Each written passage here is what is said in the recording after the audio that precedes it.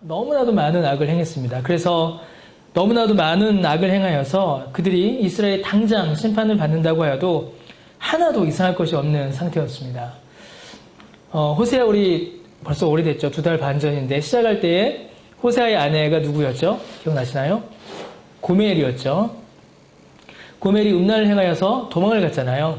그 뒤로 이야기들이 쭉 이어져 오고 있는 겁니다. 레위기 그리고 신명기에 보게 되면 간음한 자는 그 자리에서 돌로 쳐 죽이도록 되어 있었습니다. 호세아의 아내 역시 간음하였으니 그 고멜 역시도 바로 그 자리에서 돌로 쳐 죽임을 당할 자가 고멜이었죠. 그러나 성경에는 고멜이 돌에 맞아 죽었다. 그 즉각 심판을 당하였다는 기록이 사실은 없습니다. 이와 비슷한 것이죠. 이스라엘 역시 너무나도 많은 죄를 저질렀기 때문에 그 자리에서 하나님께 심판을 받아도 하나 이상할 것이 없는 상태임에도 불구하고 하나님께서는 지금 그 심판을 미뤄두고 계신 것을 볼 수가 있습니다. 지금 이제 계속 우리가 보면서 이스라엘의 죄와 하나님의 심판의 경고가 계속 이렇게 번갈아 등장하지만 실제로 이스라엘에게 심판이 닥친 것은 시간이 지난 후의 일이죠. 하나님께서 지금 미뤄두고 계신 겁니다. 오히려 지금 이스라엘은 풍요와 번영을 누리고 있는 상태입니다. 1절에 보시면은 이스라엘은 뭐라고 되어 있어요?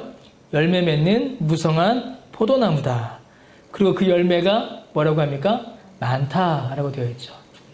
그 뒤에 나오는 말씀들은 전부 다 앞으로 일어날 일이지 지금 당시에 이스라엘이 당하고 있는 일이 아닙니다. 오히려 이스라엘은 지금 풍요를 누리고 있고 번영을 누리고 있습니다. 악을 행하였으나 하나님 앞에 끔찍한 범죄를 저질렀으나 이스라엘은 망하거나 고통을 당하지 않고 오히려 풍요와 번영을 누리고 있는 겁니다.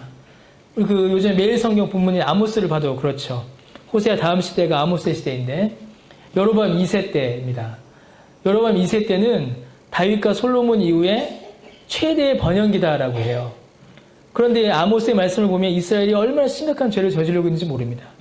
당장 매를 맞고 당장 심판을 당해도 하나도 이상할 것이 없는데 오히려 이스라엘은 풍요와 번영을 누리고 있다는 것입니다.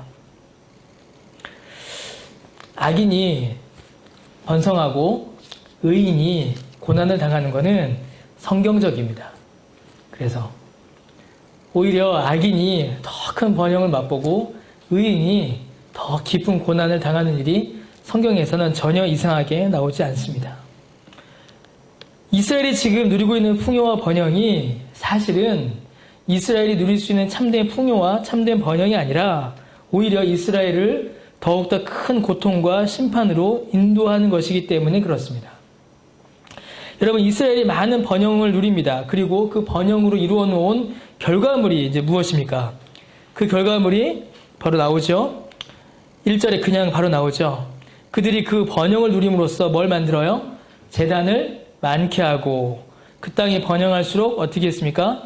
주상을 아름답게 만들었다라고 되어 있습니다. 5절에 보면은 이제 벳아웬의 송아지라는 말이 이렇게 나옵니다. 벳아웬의 송아지. 이 벳아웬은 문자적으로 보면은 이제 아웬이란 말이 죄라는 뜻이에요. 그래서 뒤에 보시면은 아웬이 한 번 더 등장하죠. 어디 나오죠? 8절에 보면은 이스라엘의 죄, 곧 아웬의 산당이라고 하잖아요. 아웬의 산당은 죄의 산당이라는 뜻입니다. 아웬이 죄라는 뜻이에요. 벳은 뭐예요? 집이죠. 그러니까 벳아웬 이러면은 범죄의 집, 죄의 집이라는 뜻입니다. 그런데 여러분 원래 벳아웬이 아니라 원래 이름은 베델이었습니다. 베델이 이름이 바뀌어 벳아웬이 된 거죠. 그럼 베델은 무슨 뜻일까요? 벳이 집이고 엘이 하나님입니다. 그러니까 베델은 누구의 집이에요? 하나님의 집입니다. 어떤 변화가 일어나는지 보이죠? 하나님의 집이 무엇의 집이 되어버린 겁니까? 범죄의 집으로 바뀌어버린 것입니다. 베델이 벳아웬, 범죄의 집이 되어버리고 만 것입니다. 그 핵심이 바로 베델에 있는 성전과 그 안에 있던 금송아지였습니다.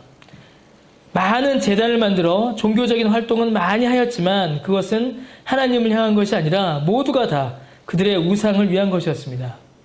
그들의 경제적인 번영으로 풍요로 제단을 많이 만들고 온갖 금으로 금송아지와 같은 우상을 아름답게 장식하고 만들었지만 그것은 하나님이 기뻐하시는 것도 아니었고 오직 하나님이 싫어하시는 범죄만 가득한 나라를 만들고야 말았습니다.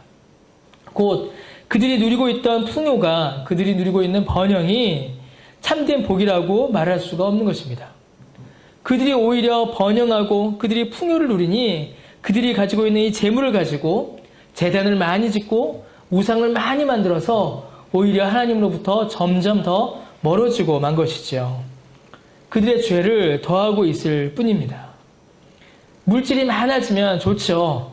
풍요롭고 편하고 삶이 이렇게 만족스러우니까요. 좋습니다. 그러나 그 물질이 많아지는 것 그 자체가 복이다라고 말하기에는 사실은 어렵습니다. 우리가 가늠할 수 없는, 우리가 컨트롤할 수 없는 그 이상의 물질이 우리의 손에 쥐어졌을 때에 그것이 우리를 거룩으로 인도하기보다는 어디로도 인도할까요? 우리를 범죄로, 하나님으로부터 더 멀어지게 만들고야 합니다. 이러한 범죄의 결과가 무엇일까요? 바로 2절과 3절에 나오죠. 그 범죄의 결과입니다. 그들이 두 마음을 품었습니다. 원래 이스라엘은 하나의 마음이어야 합니다. 그 마음이 하나님만을 향해야 하는 그 한 마음이어야 하는데 그 마음의 일부는 하나님께로, 그 마음의 일부는 우상에게로 향한 것입니다. 사실 이것은 내 마음의 반은 하나님, 내 마음의 반은 우상이 아니라 그 마음 모두가 다 하나님을 떠난 것입니다. 우리의 마음이 반은 하나님, 반은 세상 이렇게 할 수가 없습니다. 왜 그럴까요? 하나님께서 우리에게 원하시는 것은 모든 마음과 정성과 뜻입니다. 그렇게 하나님을 사랑하기를 원하세요. 그런데 마음이 나뉘어져 있는 것은 보기에는 반반인 것 같지만 실제로는 하나님에게서 떠나버린 마음입니다. 하나님에게서 떠나버린 것이죠. 그러니 어떤 일이 벌어질까요? 3절 말씀에 보니까 이제는 하나님을 거부합니다. 여호와 하나님을 두려워하지 않아요. 하나님을 전혀 무서워하지 않습니다. 그들의 관심은 오직 어디에 있냐면 우리를 위하여, 내 필요와 내 만족을 위하여 무엇인가를 해줄 수 있는 왕과 신, 여기에 그들의 관심이 가 있는 것이지 우리를 위하여 아무것도 해주지 않는 왕과 신에게는 그들의 마음이 가 있지 않은 것입니다. 그들이 보기에는 하나님께서 그들을 위하여 아무것도 해주지 않으신 것 같고 오히려 그들을 귀찮게 하기에 그들은 더 이상 하나님을 두려워하지 않고 있는 것이죠. 자신의 것을 포기하고 하나님의 뜻에 순종해야 하는 그런 하나님, 그런 왕은 그들이 싫어하고 있다는 것입니다. 그들이 원한 하나님, 그들이 원한 신, 그들이 원한 왕은 오직 그들의 뜻을 이루어주는 왕이었습니다. 그들의 계획을 이루어주는 왕이었고 그들에게 부와 평안과 만족을 주어주는 왕이었습니다. 그렇게 이스라엘은 하나님을 떠나버렸고 하나님을 왕으로 섬기지 않았으며 하나님의 뜻을 거부한 것입니다. 그들이 누린 풍요와 번영이 그들을 이렇게 만들어버렸습니다. 그들의 죄지요. 당장 아무런 부족과 필요가 없으니 더 큰 욕심과 만족을 추구하게 된 것입니다. 여러분, 일반적인 종교학에서 이제 다루는 내용이 있습니다. 지금은 이제 100주년 기념교회에서 목회하시는 이재철 목사님이 10년 훨씬 전에 그 설교에서 이렇게 한번 인용하신 내용인데, 그 고등 종교와 하등 종교를 이렇게 나누는 기준이 있습니다. 여러분, 고등 종교에 뭐가 있을까요? 고등 종교. 좀 고급한 종교. 뭐가 있을까요? 고등 종교. 기독교가 있죠. 예. 자부심을 가지세요. 기독교는 고등 종교입니다. 아주 고등한 종교예요. 하등 종교가 있습니다. 하등 종교는 뭐가 있을까요? 예? 예, 무속이 하등 종교죠. 무속은 하등 종교입니다. 여러분, 고등 종교와 하등 종교를 이제 어떻게 나눌까요? 이게 겉으로 드러난 어떤 규모, 어떤 겉으로 드러난 체계만으로 고등 종교와 하등 종교를 나누지는 않습니다. 하등 종교라고 하여도 얼마든지 어마어마한 규모와 어떤 구조를 갖출 수 있습니다. 이단들, 말도 안 되는 신앙을 갖고 있는 종교들도 어떻게 돼요? 어마어마하게 커지죠. 그러면 고등 종교라도 아주 빈약하고 초라해질 수 있습니다. 그러니까 겉으로 드러나 보이는 어떤 규모, 겉으로 드러나 보이는 어떤 조직을 가지고서는 야, 저 고등 종교다. 아, 저 하등 종교다. 이렇게 말하기가 아주 어렵습니다. 고등 종교와 하등 종교를 나누는 기준은 종교의 가르침, 그 종교의 교훈이 신도들의 삶에, 그 종교를 믿는 사람들의 삶에 어떤 영향을 끼치는가를 통하여서 나눌 수 있습니다. 쉽게 말하면 고등종교는 그 종교의 가르침이 신도들에게 영향을 주어서요, 종교의 가르침을 이루기 위하여서 신도의 뜻을 포기하거나 수정하는 일이 일어납니다. 이게 고등종교예요. 그러니까 고등종교가 가르치는 교훈은 어떻게 될까요? 그래서 윤리적이어야 합니다. 고등종교가 가르치는 윤리적인 교훈을 그 종교를 따르는 사람들이 배워서 어떻게 해요? 자기의 삶의 방향, 삶의 모습을 바꾸어가는 겁니다. 그래서 불교도 뭐가 돼요? 고등종교죠. 왜 그럴까요? 불교에서 가르치는 가르침을 받아서 뭐하죠? 선한 일을 행하기를 애쓰잖아요. 적선한다라고 하죠. 적선이 뭡니까? 싸울 적자에 선할 선자예요. 선을 쌓는 겁니다. 불교의 가르침을 따라서. 이슬람교도 어떻게 보면은 고등종교라고 할 수 있습니다. 그 이슬람교의 가르침, 물론 그 지금 드러나는 IS 같은 그런 아주 폐역하고 나쁜 사람들 말고 이슬람교가 가르치고 있는 교훈에 따라서 그들의 삶의 교훈들, 삶의 모습들을 이렇게 바꾸는 일들이 일어나기 때문이죠. 그래서 고등종교 중에 고등종교는 그래서 기독교입니다. 왜 그래요? 예수님께서 제자들에게 말씀하시기를 자기를 부인하라라고 하셨거든요. 예수님을 믿는 제자의 삶은 자기 부인의 삶, 자기 부정의 삶이기 때문에 그렇습니다. 그래서 일반적인 세속적인 종교학자들도 고등종교는 자기 부정, 자기 부인이 있는 종교다라고 이렇게 설명을 합니다. 그럼 하등종교는 뭘까요? 하등종교. 하등종교는 반대겠죠. 곧 자기 부정이 없는 종교입니다.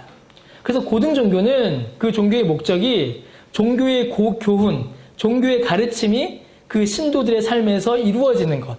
그게 고등종교고, 하등종교는 그 종교를 믿는 사람들의 뜻이 이루어지는데 목적이 있는 게 하등종교입니다. 그러면 고등종교에서의 신은 어떻게 될까요? 그 종교를 믿는 사람들에게 삶의 방향과 지침을 알려주는 존재가 되겠죠. 그리고 그 신도들이 따라야 하고 순종해야 될 존재가 될 것입니다. 하등종교는 뭐가 될까요? 그 신이 그 종교를 믿는 사람들의 소원을 이루어지는, 그들의 소원을 이루어지기 위해서 도와주는 그런 존재밖에 되지 않습니다. 그래서 고등종교의 하나님은 어떻게 되냐면 신은 사랑의 신이라는 개념이 등장할 수 있어요. 내가 좋고 사랑하여 순종하는. 그런데 이 하등종교의 신은 어떻게 될까요? 두려움의 신입니다. 두려움의 신. 전적으로. 그래서 어떻게 돼요? 그 신의 기분을 달래고 그 신의 기분을 좋게 만들어줘서 내가 원하는 걸 어떻게 하는 겁니까? 받는 데 목적이 있는 거예요. 그래서 무속 하면 어떻게 되죠? 왜 굿을 해요? 굿을 하면서 왜 굿을 합니까? 여러분 굿 보셨어요? 대나무 뛰는 거 본 적 있습니까? 대나무 혼자 막 뛰는 거? 못 봤죠? 네, 저는 봤어요. 대나무 보면 혼자 뛰어다닙니다. 오늘 밤에 잠 다 잤습니다. 굿은 뭐래요? 신이 노했다. 이게 굿의 핵심입니다. 죽은 홀령이 한이 아직 안 풀렸다. 그래서 어떻게 돼요? 신과 죽은 홀령을 달래죠. 달래고 얼러서 뭘 합니까? 우리 좀 잘 살게 해줘.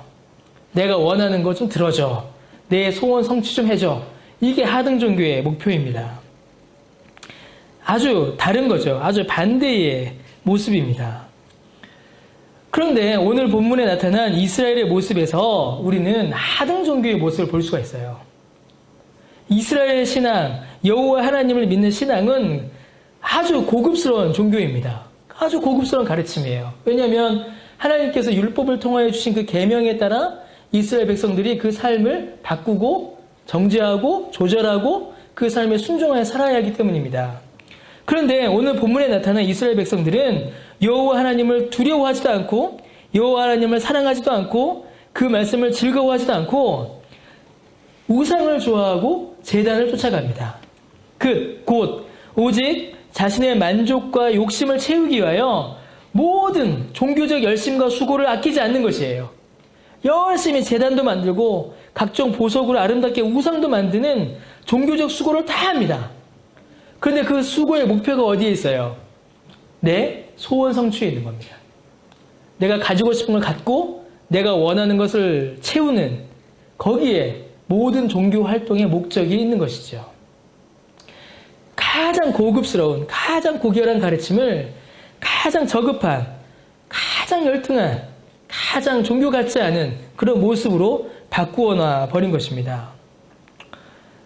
여호와 하나님을 말하지만 아주 저급한 우상 숭배와 무속 종교의 모습으로 전락해버리고 만 것이지요. 이스라엘 백성들이 광야에서 황금 송아지를 만들었습니다. 그 황금 송아지를 가리켜서 뭐라고 불렀어요? 아이고 황금 송아지님 이렇게 안 했습니다. 아이고 맘몬님 이렇게 안 했어요. 뭐라고 했어요? 너희를 애굽에서 인도한 여호와 하나님이다 라고 했습니다. 여호와라고 했어요. 베델에 성전이 만들어졌을 때, 여로보암 1세가 성전이 만들어졌을 때 그 안에 황금 송아지를 넣어놓고 뭐라고 했습니까? 여호와 하나님이다. 이스라엘 백성들은 여기에서 하나님께 제사를 드려라. 너 이리 와서 레위인 해라. 너 이리 와서 제사장 해라. 똑같이 만들었습니다. 똑같이. 그러나 그 신앙의 목적이, 그 종교적 행위의 목적이 하나님을 기뻐하고 하나님을 예배하는 게 아니라 자기의 소원을 성취하고 자기를 만족시키는 데 있었다라는 겁니다. 여러분, 세상은 자신의 뜻이 이루어지는 것을 인생의 열매요 성과라고 생각합니다. 자신의 계획과 목표가 차근차근 이루어지고 점점 내 만족의 정도가 커지는 것을 인생 최고의 성공이다라고 여깁니다. 이게 성공적인 삶이다라고 믿어요. 여러분, 이러한 삶을 한마디로 정리하면은 내 인생의 왕은 내가 되는 겁니다. 내 인생의 왕이 내가 되는 것이에요. 그럼 하나님은 어떤 분이세요? 하나님은 내 계획을 이루어지기 위해 계시는 분. 좀 더 나아가면요. 계시지만, 존재하시지만, 믿지만 그 하나님이 나를 다스리신다거나 혹은 내 뜻을 바꾸신다거나 내 계획을 그분의 계획으로 바꾸어 놓으시는, 내 인생에 개입하시거나 내 인생에 간섭하시거나 나를 다스리는 분이 아닌 겁니다. 그저 내 인생의 가장 큰 조력자요, 내 인생의 도움이요. 그런 말 많이 하죠. 하나님은 내 백이다. 그냥 내 인생의 배경이요. 그런 하나님으로 생각하게 되는 것입니다. 하나님의 다스리심, 하나님의 섭리하심, 하나님의 교훈, 거기에 순종하기보다는 하나님은 그냥 저 좀 도와주시면 됩니다. 하나님은 그냥 제게 힘만 주세요. 이렇게 하나님을 대하게 되는 것이죠. 그것이 바로 본문 2절에 나오는 두 마음이고 13절에 나오는 이스라엘의 거짓된 열매입니다. 여러분, 이렇게 하나님을 이제 생각하게 되면 이제 방금 말씀드렸던 것처럼 이스라엘 백성들이 하나님을 그저 자기를 도와주는 존재로 생각하는 이런 식으로 하나님을 생각하게 되면 이제 어떤 일이 벌어지냐면 말씀에 대한 자세가 변질됩니다. 성경을 일단 하나님의 말씀으로 받아들이지 않게 됩니다. 어떻게 나타날까요, 여러분? 성경을 읽고 성경을 보고 설교를 듣지만 이 말씀들을 나와는 전혀 상관없는 말씀으로 대하게 됩니다. 그리고 그 중에서 내 마음에 드는 것만 취사 선택하게 됩니다. 마치 뭐와 같아요? 채널을 돌리는 것 같죠? 채널 돌리다가 여기는 내가 싫어하는 거 돌려. 채널 돌리다가 이건 내가 좋아하는 거 고정. 요즘 어떻게 돼요? IPTV라서 아예 처음부터 내가 원하는 것만 골라서 보죠. 우리가 성경을 그렇게 보는 일이 벌어진다는 겁니다. 하나님을 내 삶 가운데 역사하시는 왕이신 하나님으로 대하지 않고 그저 나를 도와주는 조력자로만 보게 된다면, 그저 하나님을 우상처럼 섬기게 되면 하나님의 말씀 역시 우리는 그렇게 봐버립니다. 내게 주시는 격려와 사랑과 위로의 말씀, 내게 복을 주시는 축복의 말씀으로는 성경을 받아들이고 좋아하지만 그 말씀이 내 삶에 직접적인 교훈을 주며 이 말씀으로 인하여 내 뜻과 생각과 계획을 바꾸어야 한다고는 생각하지 않는다라는 것입니다. 그래서 교회들마다 이제 요즘에는 많이 안 하죠. 연말에 이제 송구 영신 예배 가면 꼭 뭐 합니까? 말씀을 이렇게 하나씩 뽑잖아요. 상당히 그게 위험한 겁니다. 왜냐하면 거기에 뽑히는 말씀들이 전부 다 어떤 말씀들이에요? 전부 다. 거기에 너 심판받아 라는 말씀이 있겠습니까? 너 그러다가 망한다 라는 말씀이 거기에 있겠어요? 오늘 여기 있는 말씀들처럼 다 망하고 수치를 받을 것이다 그런 말씀이 그 말씀통에 있겠습니까? 없어요. 다 뭡니까? 잘 된다, 복 받는다, 번성한다, 풍요롭다, 은혜가 충만할 것이다. 그것만 하나님의 말씀으로 붙들고 가는 거예요. 그것만. 하나님의 말씀을 굉장히 왜곡시키는 큰 잘못을 범할 수 있습니다. 조금 과하게 이야기하면 마치 점쟁이들이 점괘 뽑는 것처럼 그 말씀을 뽑는 분들이 있어요. 야, 이 구절은 오늘 하나 내게 주신 말씀이다. 그렇지 않습니다. 성경 66권 전부가 하나님께서 내게 주신 말씀이에요. 그러한 잘못을 범해서는 안 됩니다. 성경을 바르게 보는 것도 아니고 성경을 바르게 이해하는 것도 아니고 그 말씀을 내 삶 가운데 두는 것도 아닙니다. 그럼 어떻게 될까요? 점점 성경을 멀리하게 돼요. 읽어도 부분만 읽게 되고 그것마저도 내 마음대로 성경을 이해하고 해석하게 됩니다. 하나님을 아는 지식은 점점 옅어지고 내 마음에 감동을 주는 위로의 말씀들에만 밑줄을 긋기 시작하죠. 그래서 소선지서들은 읽지 않게 되고 그렇게 되는 일이 벌어지고 마는 겁니다. 거기에다가 어떤 일이 벌어질까요? 이제 교회와 목사들이 거들게 되죠. 그래서 성도들에게 말씀의 전체를 가르치지 않고 일부만을 가르치는 일이 벌어지게 됩니다. 그러면 어떻게 됩니까, 여러분? 아모스의 말씀처럼 되는 거예요. 아모스에 보니까 이스라엘 백성들이 물이 없어 가람이 아니요 하나님의 말씀이 없는 가람을 겪게 된다라고 말씀하셨고, 말씀을 찾아 동서남북을 다 헤매고 다녀도 말씀의 공급을 받지 못하는 일이 벌어지고 마는 겁니다. 다 성경을 이야기하고 다 예배를 드리는데도 하나님의 말씀으로는 체험받지 못하는 그런 일들이 벌어지고 맙니다. 여러분, 저는 이제 격주로 불신자들, 교회 다니지 않는 분들과 성경 공부를 합니다. 한 12분, 13분 정도랑 모여서 그 중에 한두 분은 교회를 다니시는데 안 드러내세요. 자기가 교회 다닌다는 거를. 그분들과 이제 성경 공부를 합니다. 정확히 이야기하면 성경 공부가 아니라 성경의 이야기들을 나누어요. 오늘은 성경 이런 부분을 좀 이야기하겠습니다. 그래서 성경 이야기도 쭉 하고 복음의 내용은 조금 낮추고 교훈적인 내용만 조금 높입니다. 끝에 가서 한마디씩만 하죠. 지난 월요일날 이제 그분들을 만나고 왔습니다. 이번 주 주제가 뭐였냐면 무려 간음하지 말라였습니다. 간음하지 말라. 그것도 심지어 우리 했죠. 마태복음 5장에서 예수님께서 말씀하신 내용이었습니다. 마태복음 5장 27절 32절. 쭉 간음, 성 이런 얘기 쭉 하다가 이걸 마태복음 5장 27절 32절을 제가 읽었죠. 예수님께서 뭐라고 말씀하셨냐면요. 눈으로 음욕을 품는 자마다 음욕을 범했다. 눈이 범죄하거든 뽑아버려라. 손이 범죄하거든 잘라버려라. 예수님께서 이렇게 말씀하셨습니다. 딱 읽었어요. 그분들이 어떻게 했을까요? 반응이? 심각한 게 아닙니다. 웃어요, 웃어. 웃습니다. 피식피식 웃습니다. 내 눈이 비록 눈으로 본 자마다 음욕을 이미 음행을 하였고 웃어요. 피식피식 웃어요. 왜 그러겠습니까? 어이가 없는 거죠. 그리고 이제 공부를 다 마치고 나서 어떤 분이 말씀하세요. 뭐라고 말씀하시냐면 이제 성경을 다시 써야겠네요 라고 하시더라고요. 이제 성경의 내용도 시대에 맞춰서 새롭게 바뀌어야겠네요 라고 이렇게 저한테 말씀하시는 겁니다. 성경의 교훈을 그대로 요즘 세상에 적용하기에는 어렵다는 것이에요. 요즘 사람들이 가지고 있는 성에 대한 개념, 성에 대한 관점과 이 성경의 교훈을 그대로 적용하는 것은 어떻다? 불가능하다. 어렵다. 그러니까 어떻게 하자? 이 세대는 못 바꾸니까 뭘 바꿔라? 성경을 바꿔라. 이렇게 이야기를 저한테 해주셨습니다. 그런데 이 말을 제가 오늘 이번에 처음 들은 게 아니에요. 불신자들과 성경 공부하면서 몇 번 들은 이야기입니다. 성경이 바뀌어야겠네요. 이미 세상 사람들은 성경의 내용이 고루하고 고리타분하고 현실과는 아무 상관이 없는, 성경에 그렇게 쓰여는 있지만 우리의 현실과는 아무 관련이 없고 어떤 영향도 줄 수 없는 그냥 글이다라고 생각합니다. 그분들이야 불신자니까 이제 그럴 수가 있어요. 그런데 우리도 그렇게 성경을 대하고 있다라는 겁니다.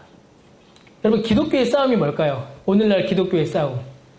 오늘날 기독교의 싸움은 성경을 바꾸려는 자들과 성경을 바꾸지 않으려는 자들의 싸움입니다. 저는 물론 후자에 있죠. 성경의 교훈을 바꾸어서 이 시대 사람들이 듣기에 별로 거리낌이 없도록 그냥 성경의 교훈을 이렇게 바꾸어보자. 그래서 어떻게 할까요? 동성애를 지지하는 자들은 하나님 아버지라고 성경을 읽지 않지요. 성경을 바꾸죠. 뭐라고 할까요? The God Mother, 이렇게 어머니 이러든가 God Parents 이렇게 합니다. 하나님 부모님 이렇게 이야기하죠. 가늠하지 말라를 어떻게 바꿀까요? 가정을 지켜라 이렇게 얘기합니다. 성경의 교훈들을 바꿔가는 거예요. 성경의 교훈을 고치는 겁니다. 그게 망하는 겁니다. 우리도 그렇게 사는 사람들이 있습니다. 그래, 성경은 그렇게 기록되어 있지만, 그래, 설교는 그렇게 하지만, 그거는 성경이 옛날 책이라서 그래. 목사님이 세상을 잘 몰라서 그래. 그건 그거고, 이건 이거야. 성경은 그렇게 말하지만, 그건 성경이고, 그건 설교고, 내 인생은 내 마음대로, 일단 내 뜻대로 살아갈 거야. 이렇게 생각하는 사람들이 많다는 것이에요. 이게 설교자로서 큰 좀 이렇게 낙심, 절망, 이런 실망에 빠질 때가 이런 때입니다. 성경의 내용을 아무리 설명을 해도 그것이 그 마음에 들어가지 않고 그냥 튕겨져 나오는 게 여러분 신기한 게도 보입니다. 아, 말씀이 이렇게, 튕겨져 나오네. 이렇게 안 들어가네. 이게 보여요. 참 신기하죠? 귀로 이렇게 들어가는 것 같은데 이렇게 흘러나오네. 이게 보여요. 참 그런 마음 아픕니다. 그래서 어떤 목사님은 뭐라고 했냐면 설교로는 아무것도 바꾸지 못한다. 설교는 힘이 없다. 설교로는 은혜를 줄 수 없다. 그래서 설교는 무용하다. 설교 무용론을 펼치는 분들이 계세요. 그래서 그분들은 설교 대신에 다른 것을 선택합니다. 설교를 매우 약화시키거나 성경과는 상관없는 설교를 하거나 그 밖의 기타 등등의 활동들, 프로그램들로 성도들을 바꿀 수 있다고 생각하여서 일을 이렇게 진행합니다. 그런데 여러분, 저는 그렇게 생각하지 않습니다. 그렇게 믿지 않습니다. 그리고 성경의 가르침이 그렇지가 않습니다. 구약의 선지자들이 무엇으로 사람들을 바꿔놨나요? 설교했습니다. 선지서 다 뭔가요? 다 설교입니다. 신약의 사도들이 어떻게 신약의 사도들이 어떻게 교회를 세웠고 어떻게 사람들에게 복음을 전했지요? 다 설교입니다. 사도행전을 보세요. 사도행전 다 설교입니다. 다 설교의 역사예요. 예수님께서 어떻게 구원의 은혜를 베푸셨습니까? 예수님께서 뭐 하셨죠? 우리가 주일마다 보는 마태복음 5장부터 7장까지 뭡니까? 예수님의 설교입니다. 마태복음에서 가장 많은 부분을 차지하고 있는 게 예수님의 설교예요. 비유가 다 뭐죠? 다 예수님의 설교입니다. 하나님은 지금도 오늘도 성경과 그 성경을 풀어내는 설교를 통하여서 성도들에게 은혜를 끼치십니다. 그게 성경의 가르침이고 하나님께서 우리에게 행하신 은혜의 역사의 기록입니다. 그럼에도 불구하고 왜 변화가 없고 왜 말씀이 점점 멀어질까요? 왜 성도들은 말씀이 튕겨져 나갈까요? 첫째로는 설교가 성경을 똑바로 전하지 못해서입니다. 부족한 설교가 첫 번째 원인이에요. 두 번째는 뭘까요? 설교를 듣는 심령이 죄로 인하여서 굳어졌기 때문입니다. 우리 늘 주일 때마다 기도하죠? 오늘 수연자매도 기도했는데 죄로 인해서 어두워지고 근심과 걱정으로 굳어진 그 마음이 말씀을 거부하기 때문입니다. 세 번째는 이게 제일 중요한 원인입니다. 이게 제일 중요한데 설교를 통하여 사람이 바뀌는 일은 사람의 일이 아니라 누구의 역사일까요? 성령의 역사이기 때문입니다. 성령께서 가장 적절한 때에 적절한 방식으로 일하시는 것이지 그것이 사람에 의해 결정되는 것이 아니기 때문입니다. 그래서 여러분 뭘까요? 저의 책임은 뭘까요? 성경을 똑바로 공부하여 오늘 기도한 것처럼 정확하게 설교하는 것까지가 저의 책임입니다. 여러분의 영혼이 바뀌지 않는 건 무슨 일일까요? 여러분의 영혼이 바뀌지 않는 거 보면 저 마음이 참 아프죠. 가슴 아프죠. 정말 가슴 아픕니다. 그것을 인해서 기도해요. 그런데 그건 제 책임은 아닙니다. 그건 제 책임은 아니에요. 누구 책임일까요? 성령님의 책임입니다. 여러분, 그래서 제가 숨을 쉬어요. 그래서 이것마저도 제 책임이라고 하면은 저는 아마 숨 못 쉬고 죽을지도 모릅니다. 제 책임은 거기까지예요. 말씀을 전하는 것까지. 그 이 뒤의 일은 성령께서 하실 일입니다. 여러분, 제가 이렇게 지금 본문과는 약간 상관없는 것처럼 보이는 설교에 대하여 길게 말씀드리는 이유가 있습니다. 그 이유는 뭐냐면 오늘 본문에서 하나님께서 이스라엘 백성에게 제시하시는 그 해결책이 바로 설교이기 때문입니다. 주님께서 이렇게 타락하고 하나님께로부터 멀어진 이스라엘에게 주신 해결책이 12절, 13절에 나옵니다. 여러분 13절을 먼저 볼까요? 그들이 악을 밭가라 죄를 거두고 거짓 열매를 거두었습니다. 하나님의 말씀을 심지도 하나님을 의지하지도 않고 자신의 길과 자신의 힘을 믿었기 때문입니다. 그게 거짓 열매예요. 그런데 하나님께서 이스라엘에게 제시하신 해결책이 무엇일까요? 12절이죠. 공의를 심고 인애를 거두며 너희의 묵은 땅을 기경하라 라고 말씀하십니다. 여러분 묵은 땅이 뭘까요? 묵은 땅. 묵은 마음이죠. 오래된 마음입니다. 돌처럼 딱딱하게 굳어진 마음이에요. 그래서 말씀의 씨앗이 심기지 않는 마음입니다. 잠깐 심겼다가 뿌리가 얕아서 말라 죽거나 자라는 것처럼 보이지만 가시덤불에 갇히어서 자라지 못하거나 그런 마음을 가리키는 것이에요. 씨앗이 심길 수 없는 바로 그 땅입니다. 그 마음이에요. 그런데 그 땅을 갈아엎어 부드럽게 하여 공의를 심고 인애를 거두라고 하십니다. 공의는 뭡니까? 하나님의 뜻, 하나님의 다스림이죠. 그리고 그 다스림에 대한 순종입니다. 인애는 뭘까요? 하나님의 자비와 사랑이죠. 하나님께서 그 백성에게 주시는 사랑이며 동시에 그 백성이 하나님을 향하여 드리는 사랑입니다.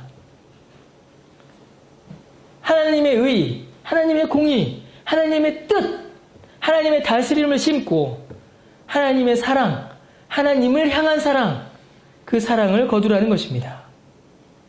그 마음을 기경하여 그 마음을 갈아엎어. 여러분 이게 어디에 나오는 말씀이에요? 예수님께서 하신 말씀이죠. 마태복음 13장과 누가복음 8장에 나오는 밭의 비유가 바로 이겁니다. 예수님께서는 이 말씀을 반영하여 누가복음 8장, 마태복음 13장의 밭의 비유를 말씀하신다라고 제가 존경하는 어떤 신학자는 그렇게 본문을 주석합니다. 누가복음 8장에 보면 이 비유가 등장하죠. 심겨지는 씨앗은 바로 하나님의 말씀입니다. 여러분 누가복음 8장 11절과 15절 한번 같이 볼까요? 누가복음 8장 11절과 15절 한번 보겠습니다. 누가복음 8장 11절과 15절. 자, 다 찾으셨죠? 누가복음 8장 11절과 15절, 11절에서 15절까지 우리 같이 한 목소리로 한번 읽어보겠습니다.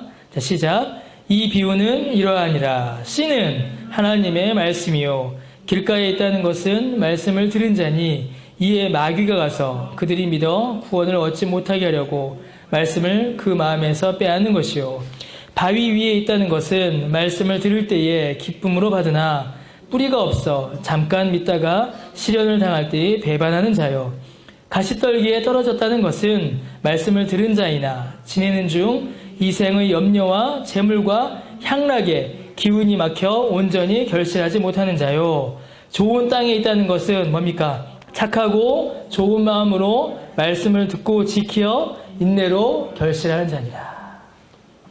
이게 하나님께서 지금 이스라엘 백성에게 주시는 해결책입니다.